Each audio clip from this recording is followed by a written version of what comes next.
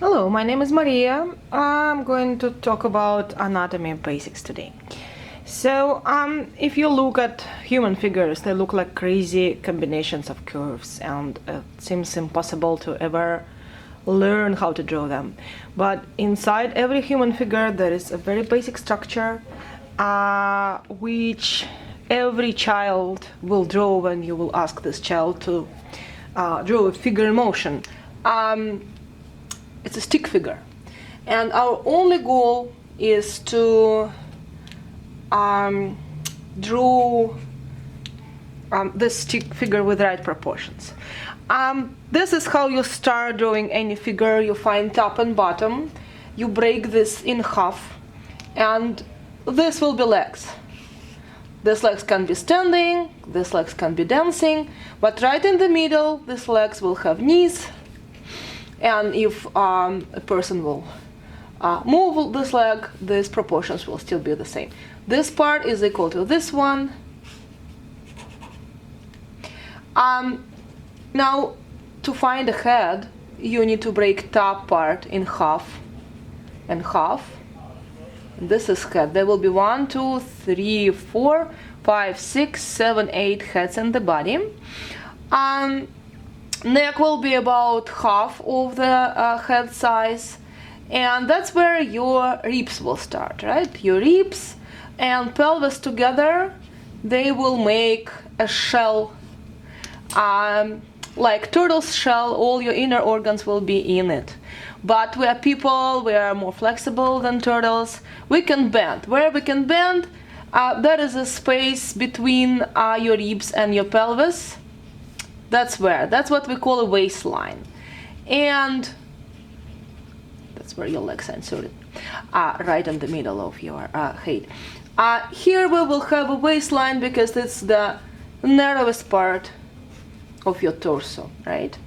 And it is convenient to bend with arms. So your arms will bend on the same level where your torso will bend. That's where your elbows are going to be.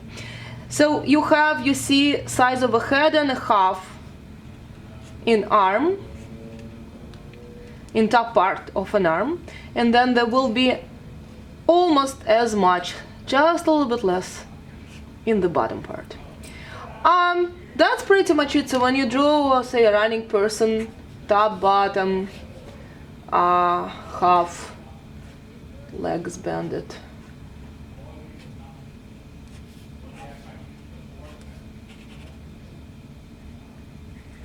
Head, one head up from the center of the body, waistline, elbows.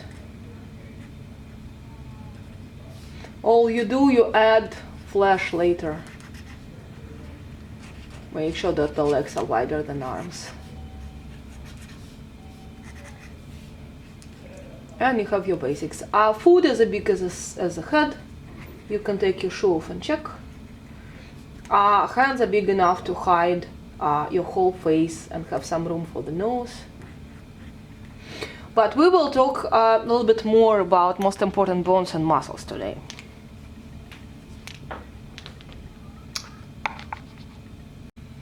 Okay, now for a more detailed study, I find it useful to draw human body from 3 sides, front, back, and side, to understand the structure better. The biggest difference between male and female figure is pelvis, right? Male is more squarish and narrow, female is more flat and wide, so the baby will fit in. So once you start drawing your figure, you need to decide right away if you're drawing a male or a female. That's basically the only difference, the most important one, I'd say, proportion-wise. Okay, because it is considered that male shoulders are wider than female shoulders. Sometimes it is not correct. Okay, I'm not drawing, all this holes in the ribs, between the ribs, all these holes in the pelvis. I mostly focus on basic structure. What we need to know about ribs, that it's like a flattened egg with this side almost completely flat. That the pelvis is a bucket with handles, And these handles are very important. In front, the space between these handles is bigger than at the bottom. At the bottom, at the back. At the back, they are almost completely sitting next to the spine. And the pelvis is not positioned like, it's not aligned with a vertical line, but it's like tilting forward. That is this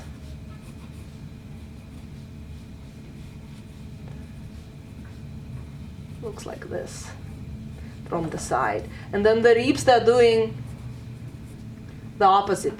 They're tilting like backwards, like this, which gives our spine a curve.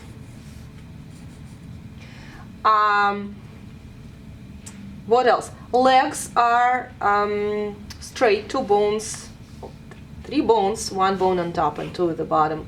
Same thing for the arm, 1 on top and 2 at the bottom. But these bones are straight, one under another. Still, the leg will be curved out. There will be more muscles in front on top of the leg, and more muscles behind for the bottom part of the leg. Okay, what else do we need to know? There are 2 thin bones that are known as collarbones, right? And they are basically the only connection between your arm and your ribs. Why? It makes your ribs very flexible. Your collarbone goes, it is like wrapped around your ribs. It is connected to your shoulder blade here. And your shoulder blade is not connected to anything. It can slide up and down and back and forth in your muscles. And you can move your arm really well. Yeah, and that's where your basically arm is inserted. There is a joint in your shoulder blade here.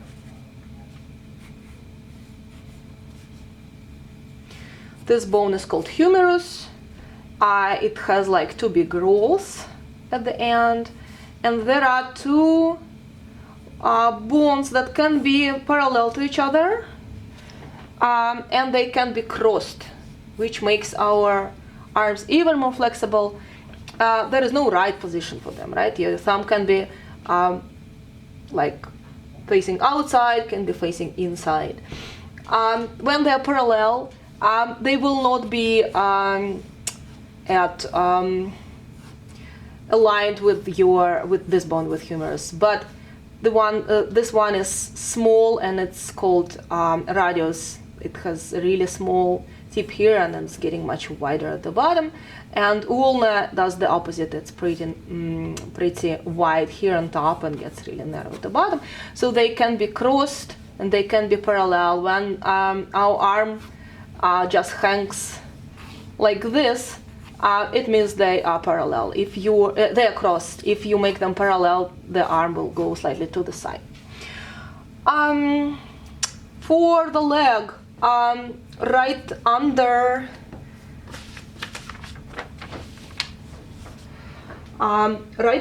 femur, you see there is this little kneecap sitting between these 2 big rolls. It's protecting your knee.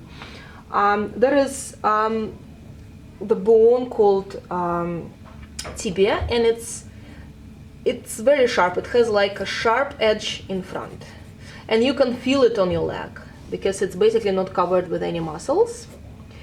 And the small one, it's like added on the side, which makes your leg curved out on the outside in this joint. So you will always see space between between your calves, and you will not see space between your thighs. That's because of this additional a bone, and it's shifting the center of your leg slightly to the outside. Also, your outer ankle will be lower than inner one. Okay. Okay, now let's talk about muscles. It's important to understand muscle does one thing, contracts, right? It connects two bones together, bone and bone, and when it contracts, it gets shorter and pulls these two parts of bones together. If you relax a muscle, nothing happens. You need to contract the opposite muscle to get the to get back in the position where you used to be before you contracted. Once you understand it, it's easy to understand basic muscles, and it's easy to remember them. Because, for example, what will this muscle do? It's connecting front sides of your ribs, like bottom of your ribs, and front side of your pelvis, front top of your pelvis. That's your basically abs, right? And when you shorten it, what happens? Your body will bend, right? On the other side of your of your torso, there is this muscle that will, straight muscle of the back. It will shorten, contract, and you will get straight again. There are muscles on the sides, right? Muscles on the sides that will, each contraction of each of these muscles will make you tilt this way or that way. And then there is this muscle that, there are muscles that will make you cross your body. And there is a very wide muscle that will move your arm closer to your sternum, right? One part starts on sternum, another part is connected to your humerus, like this. It's also of your chest. Okay, that's pretty much all the muscles of your torso. Now for the arm. One muscle that is covering, it starts on outer part of your collarbone and outer part of your shoulder blade. So it's like a hood wrapped around your shoulder, and then it ends on your humerus. So what it will do, it will raise your arm, boom, up, right? When it contracts, it gets shorter, arm goes up. What else do you do with your arm? You bend it, right? There is a muscle that starts here. The wider part is on top, and then there is like a long flat part, and it's called biceps. And then there is another one. It has 3 heads and a long flat part, which is called the triceps. So basically, when you look at the arm from the back, you only see these 2 on top, and you will see these 3 from the front. Well, a little bit of the triceps on the side. And the bottom of your arm is made out of 2 groups of muscles that are assigned to these 2 bones, right? They help you make them parallel or cross them, and there are also really long and thin muscles that will move your fingers. That's pretty much it. For the legs, that's basically all you need to do with your legs. When you walk, you bend them and straighten them up, right? To bend them, you need this, you need your calf, right? Because it starts here, ends here, and when it shortens, your leg bends. Why your calf is so big and thick? Because it's not just weight of the leg, but weight of your whole body it has to carry when it bends. And another one, a really wide one, which is called quadriceps, the one that will straighten your leg up, right?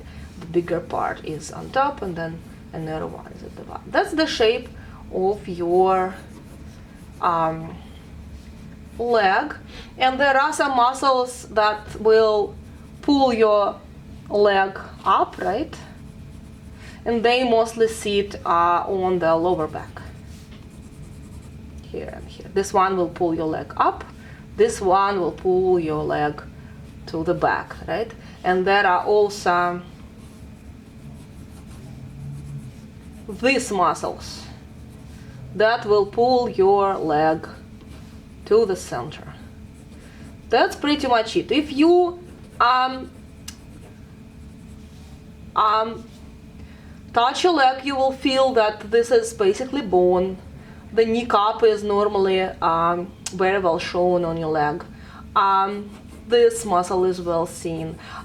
If a person is skinny, then most likely these handles of a pelvis will show. And even if a person is fat will sit over and under this handle, because that's where you bend and you really need to leave the space not occupied. Okay, next time we'll talk about head and neck muscles. For now, that's it. And when the muscles and bones are drawn, just draw them with regular pencil, not red one as I did. You can turn these figures into any character you want. You can add ears, you can add wings, you can add interesting costumes. It's up to you. This is a very fun and creative part of this exercise. Good luck with it.